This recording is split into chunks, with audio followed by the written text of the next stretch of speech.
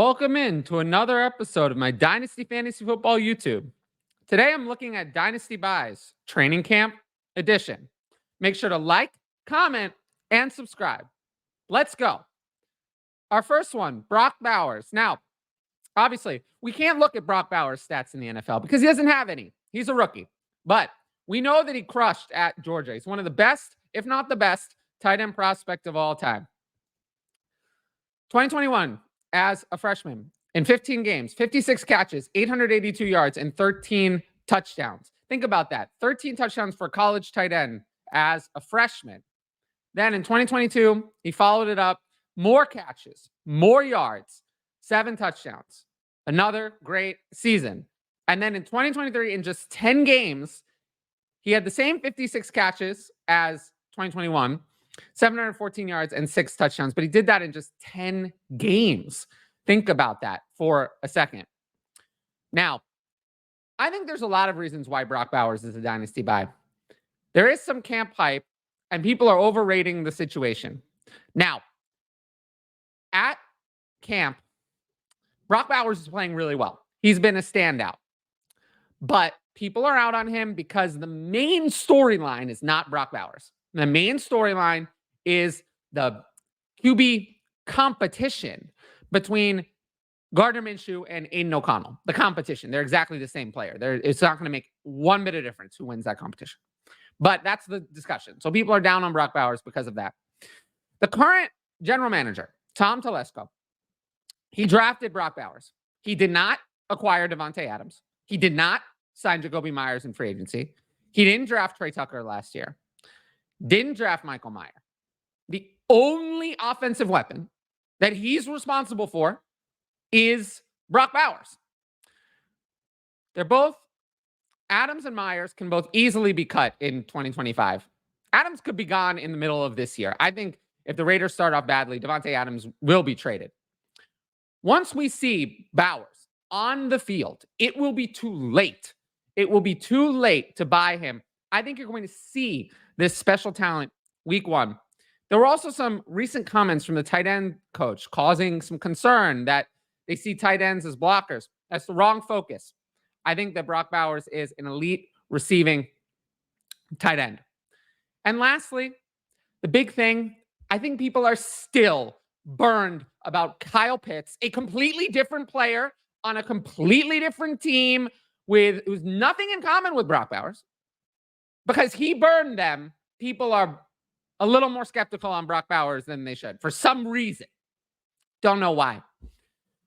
Now, some ideas for how to trade for Brock Bowers. Now, it's going to be hard because Brock Bowers was drafted in this year's rookie draft. So it might be difficult, but I have seen a few recent trades for Brock Bowers. The first one I saw, Lad McConkey's getting camp hype. Could you give him up to get Brock Bowers? I would absolutely do that. I would. McConkey's a nice player, but he doesn't have the same potential to make a difference. A straight-up swap, Dalton Kincaid for Brock Bowers. As we get more into redraft season, people might value Dalton Kincaid more. I think Brock Bowers is a whole other level compared to Dalton Kincaid. Kincaid, again, overvaluing situation. And then lastly, could you give Mark Andrews in 25 seconds to get Brock Bowers?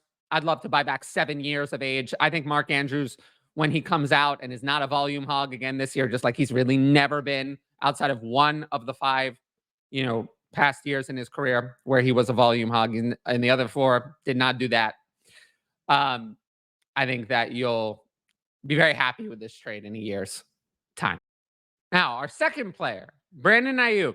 Well, he's been in the news a lot for a lot of reasons that people are not happy about, but we've gone through it a bunch of times on the channel, so I won't stop down for too long in it, but he's had a really good fantasy career. 15.4 PPR points per game in 2020. Then 2021, he ended up in the doghouse for a little bit. But when he came back, he was still strong. He averaged 10 PPR points a game for the whole year, but he was really strong down the stretch. 2022, he had 13.4 PPR points per game. Again, very strong. And then last year, his best season, he had 1,342 yards, 75 catches, 7 touchdowns, and 15.6 PPR points per game. Why do I have Brandon Aiyuk as a dynasty buy? Panic. People are panicking. They're forgetting how good Brandon Aiyuk is. Overreaction to these trade rumors. Brandon Aiyuk is not getting traded. I'll say it again. Brandon Aiyuk is not getting traded. Why would the 49ers trade their best wide receiver in the final year before they have to commit big money to Brock Purdy? You just saw, we're going to talk about it later, you just saw what quarterbacks are going for. They're not trading Brandon Aiyuk. It's not going to happen. Aiyuk will be there. He will produce for fantasy, period.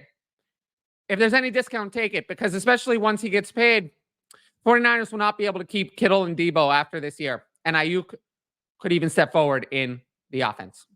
Now, I have seen some very crazy trades for Brandon Aiyuk recently. This first one, give Calvin Ridley and Marquise Brown, get Brandon Aiyuk. Doesn't seem real, right?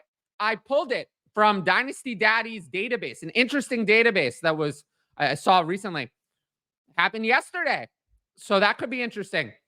I don't think most people are doing this, but why not give it a shot, you know? Now, something a little more realistic. Give Jameson Williams and 25 first, get Brandon Aiyuk, 12-team Superflex. I'm willing to risk it. If you have a contending team, I'm willing to take this kind of risk to get Brandon Aiyuk.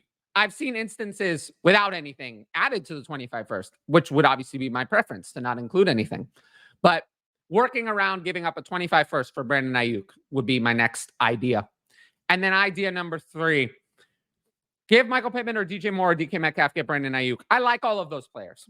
I think Brandon Aiyuk is better than those players. Brandon Aiyuk is younger than those players.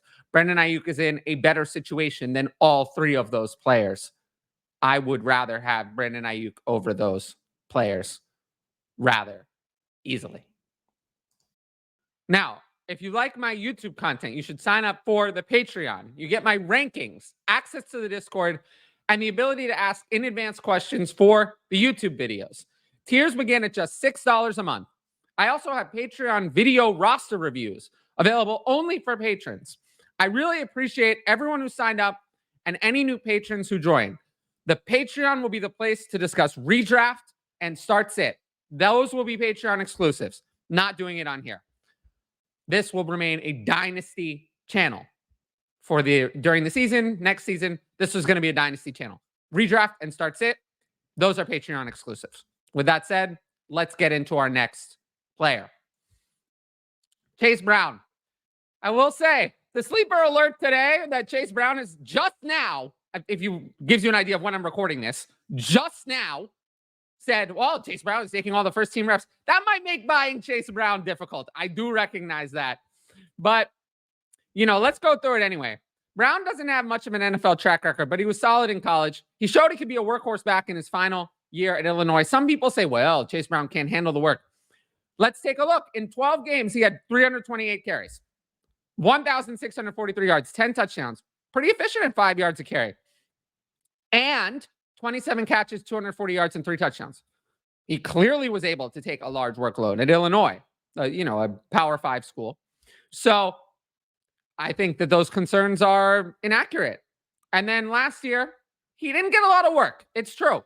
44 carries, 179 yards, and 14 catches, 156 yards, and a touchdown. He was barely used behind Joe Mixon and missed some time, but he flashed a bit. Now, why is Chase Brown Dynasty buy? It might be hard now. The sleeper's making it hard. They're bringing it to, everyone's attention. But we know Zach Moss is just a guy, a jag. Brown is looking good in camp. I wish maybe I'd released this video yesterday.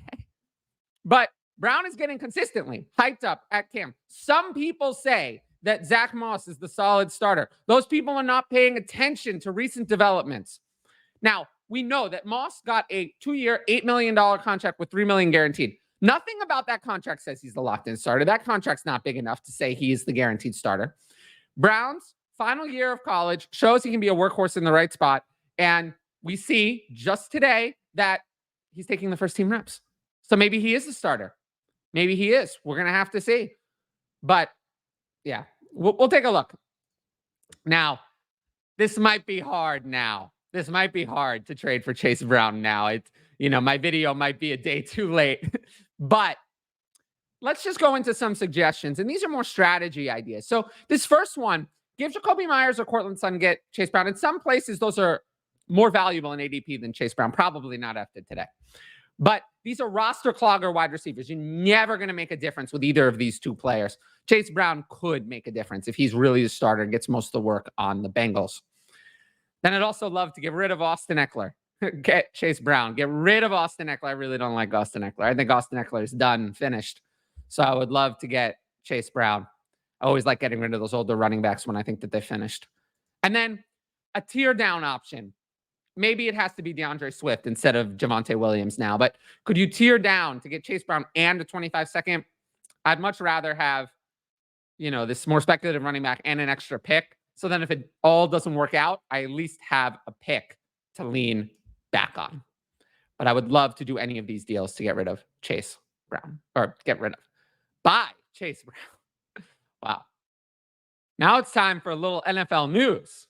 We have two big quarterback contract extensions. Number one, Tua Tagovailoa, 4-year, $212.4 million extension. It was like $1.4 million, $400,000 above Jared Goff. Runs through 2028, $167 million guaranteed. That's not fully guaranteed. So $167 million overall guaranteed, probably rolling type of guarantee.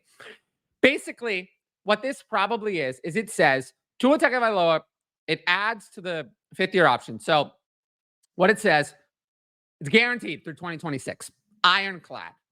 For 2027, it's probably a medium-sized commitment. They could move on, but it's medium-sized. And in 2028, they can escape. They can escape from this deal. But it's, pretty solid 3 to 4 year commitment. I expected this to happen. Honestly, the deal's smaller than some were saying. Doesn't do anything to change Tua's dynasty value. I think he is a solid fantasy asset. You can trust him for the next few years. Do I think that Tua is really going to be fantasy viable if the offense goes down? If we lose Tyreek Hill, we don't really replace him? Maybe not. But they clearly see Tua as their franchise quarterback, so it's hard to have him much lower than quarterback 13. Now, next up, Jordan Love. Jordan Love got a 4-year, $220 million extension, more than Tua. It runs through 2028, $155 million fully guaranteed, $55 million a year. Makes him the highest paid quarterback. Similar to Tua, it's probably an ironclad deal through 2026. Probably a little bit more solid in 2027 than Tua's and easy to escape in 2028. For me, I move Love up ahead of Brock Purdy from quarterback 15 to quarterback 14 because he has the long-term security. I'm not as sold on Love as everyone else. Really, he played 8 good games. 10 if you count the playoffs. The sample size is really small. The Packers are confident in him. That's good. But it's a tiny sample size. It's really, really small. Contract gives him security, so I can't have him ranked any lower, but I'm a little worried. I'm a little bit worried that I just haven't seen that much of Jordan Love being great, and that gives me some concerns. Now, I want to get into a couple of Patreon questions. I think we'll do 2 of them, so let's jump into the first one. How have Caleb Williams and Jaden Daniels been doing this offseason compared to your expectations? I'm not sure what this means. I think they've been good. We just started camp. They've looked good to me. But yeah, in terms of my expectations, I expected them to start week 1. That's obviously going to happen for both of them. I'm really not overly concerned. I've seen some Caleb Williams camp highlights, and that's been nice. But yeah, I'd say they're exactly on my expectations. Nothing has changed. Last one. Thoughts on the battle for Bengals wide receiver 3 between Burden and Andre Yoshivas? I thought Burden had the edge. Yoshivas is working on his game, moving into the slot a little bit more, which is good for him. I still think Jermaine Burden is a far superior player to Andre Yoshivas. I think that Burden will be the wide receiver 3 week 1, but maybe it'll be more of a shared role. We will see. Burden, to me, is just so much more talented, so much of a better player, but he's got to get his act together. We know there have been some issues with him in the past. So those are my thoughts on that battle. Now, if you liked the video, make sure to drop a like and leave a comment with your thoughts. As always, the best way to support the channel is to subscribe. And don't forget to hit that notifications bell so you can be notified about all my exciting content as it drops. Of course, if you want my best fantasy football advice, it's available on the Patreon. Dynasty, redraft, starts it, and more. It's all on there. And every sign-up helps support my independent content, specifically this YouTube channel. But once again, Thanks for watching, and I'll see you all later.